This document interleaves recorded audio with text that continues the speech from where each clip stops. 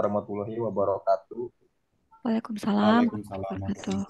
warahmatullahi Pada kesempatan hari ini, kami dari kelompok 1 dengan senang hati ingin mempresentasikan tugas besar 2 tentang manajemen modal kerja di era pasca pandemi. Sebelum mulai ke materi, izinkan kami untuk mengucapkan terima kasih kepada Bapak Harifan Arif SEMM selaku dosen pengampu mata kuliah manajemen keuangan atas bimbingan dan kesempatan ini. Sebagai moderator, perkenalkan saya Abdurrahim bersama dengan rekan-rekan kelompok saya yaitu Elokini Suryanti, Mardiatun Sajaroh. Zainal Ma'arif. melalui presentasi ini kami akan memberikan gambaran umum tentang manajemen modal kerja di era pasca pandemi.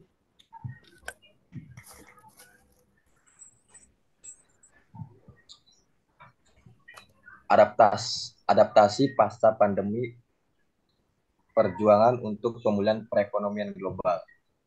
Pandemi COVID-19 telah mengubah lanskap bisnis secara signifikan. Keterpurukan perekonomian dapat dirasakan secara global, tidak terkecuali Indonesia. Beberapa perusahaan besar mengalami tekanan ekonomi dan tidak mampu bertahan hingga berujung pada kebangkrutan dan PHK massal. Pemulihan ekonomi pasca pandemi menuntut upaya untuk melakukan adaptasi terhadap perubahan drastis di berbagai sektor, termasuk perubahan perilaku konsumsi. Transformasi digital dan keunggulan kompetitif.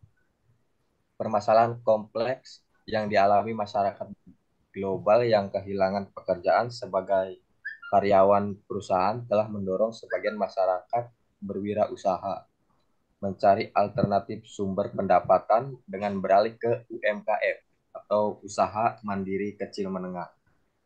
Sebagai masyarakat yang masih memiliki cukup modal dan keahlian tertentu, mencoba berkolaborasi untuk membangun bisnis startup. Adaptasi terhadap teknologi menjadi sebuah keniscayaan. Transformasi teknologi yang sangat cepat memberikan dampak ekspansi ekonomi digital.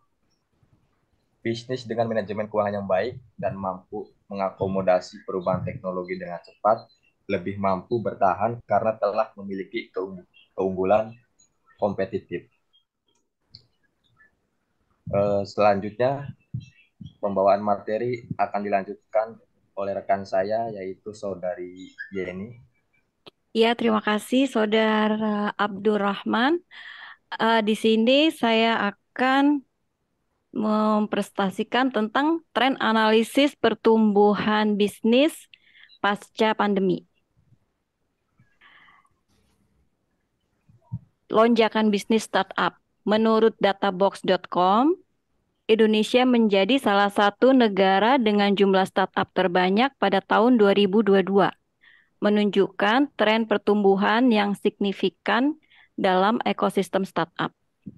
Faktor pendorong, peningkatan permintaan akan solusi digital, perubahan pola konsumsi, dan adaptasi terhadap teknologi menjadi pemicu utama bagi perkembangan bisnis startup baru.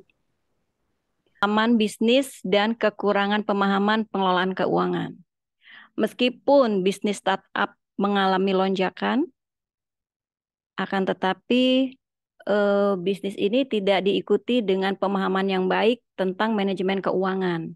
Hal inilah yang menjadi penyebab kegagalan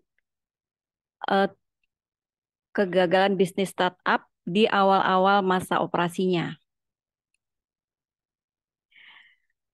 Dan hal tersebut tercermin dari data penurunan investasi di sektor startup di Asia Tenggara, di mana dari laporan Ekonomisi 2023 oleh Google yang mencatat penurunan yang signifikan dalam suntikan modal ke startup di wilayah tersebut.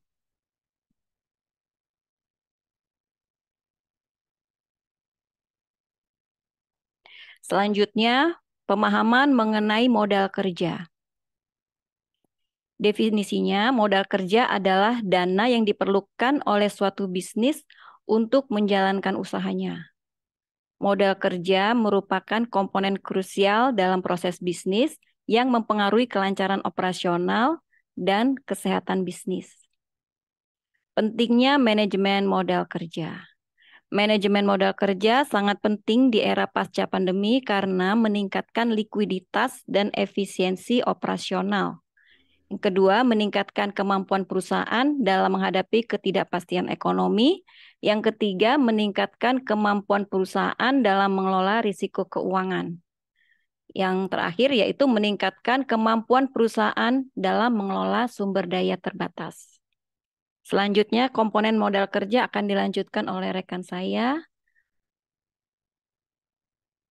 Mardianti Sajaroh. Silakan. Ya, baik, terima kasih. Selanjutnya ini ada komponen modal kerja. Komponen modal utama kerja meliputi kas dan setara kas, yaitu uang tunai yang tersedia dan mudah dicairkan. Yang kedua ada piutang usaha. Piutang usaha ini dari pelanggan yang diharapkan diterima dalam jangka pendek.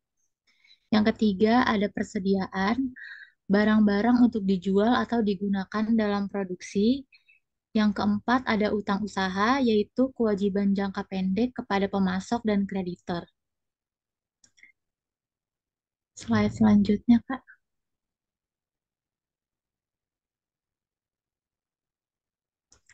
Selanjutnya ada faktor-faktor yang mempengaruhi modal kerja. Contoh ini adalah skala operasi 80%. Semakin besar skala operasi suatu perusahaan, semakin besar pula kebutuhan modal kerja yang diperlukan untuk mendukung kegiatan operasional yang lebih kompleks. Yang kedua ada siklus operasional 70%. Perusahaan dengan siklus operasional yang panjang memerlukan modal kerja yang lebih tinggi untuk mendanai operasional sampai pendapatan diterima. Yang ketiga, ada kebijakan kredit dan piutang 60%.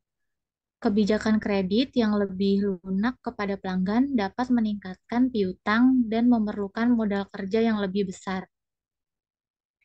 Yang keempat, ada kondisi ekonomi 90%, yaitu kondisi ekonomi yang tidak stabil dapat mempengaruhi kemampuan perusahaan untuk mengelola modal kerja dengan efektif, meningkatkan kebutuhan akan modal kerja.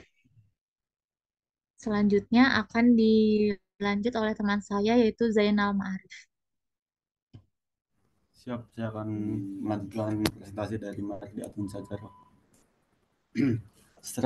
Strategi manajemen modal kerja. Satu, mengevaluasi kembali strategi persediaan. Dua, meningkatkan efisiensi operasional. Dan tiga, meningkatkan kemampuan perusahaan dalam mengelola risiko keuangan. Dalam mengevaluasi kembali strategi persediaan, tujuannya adalah untuk mengoptimalkan tingkat persediaan agar sesuai dengan permintaan pasar yang aktual. Sedangkan meningkatkan efisiensi operasional berkaitan dengan upaya untuk memperbaiki proses-proses internal perusahaan sehingga dapat mengurangi waktu, biaya, atau sumber daya yang digunakan dalam kegiatan operasional sehari-hari.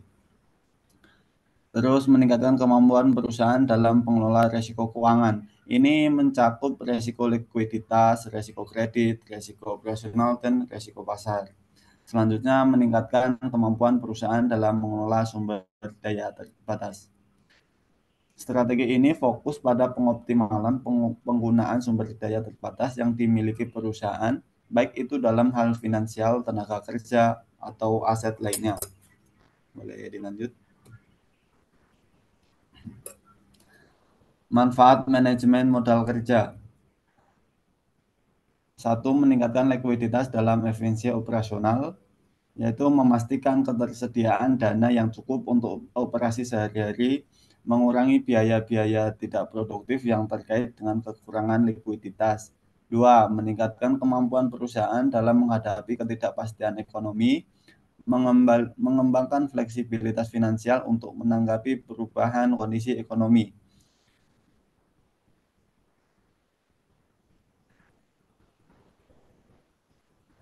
mempersiapkan perusahaan untuk menghadapi situasi ekonomi yang tidak pasti. Selanjutnya, meningkatkan kemampuan perusahaan dalam mengelola risiko keuangan dengan melindungi perusahaan dari potensi risiko keuangan yang dapat mempengaruhi stabilitas operasional, meningkatkan kemampuan untuk menghadapi tekanan keuangan yang tidak terduga.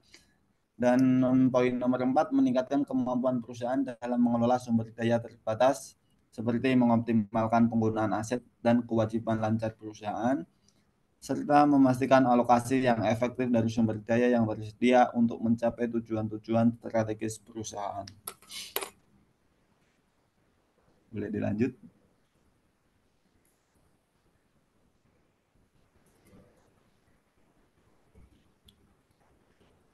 Kesimpulan dari materi tersebut adalah manajemen modal kerja sangat penting di era pasca pandemi karena meningkatkan likuiditas dan efisiensi operasional, meningkatkan kemampuan perusahaan dalam menghadapi ketidakpastian ekonomi, meningkatkan kemampuan perusahaan dalam mengelola risiko keuangan, dan meningkatkan kemampuan perusahaan dalam mengelola sumber daya terbatas.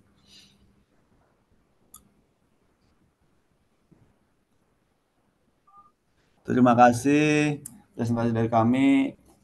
Selanjutnya kami kembalikan ke presenter Abdul Rahim. Terima kasih. Baik, cukup sekian presentasi dari kami, kelompok 1. Kurang lebihnya mohon maaf jika ada salah pengucapan atau kurangnya dalam menyampaikan materi ini. Terima kasih.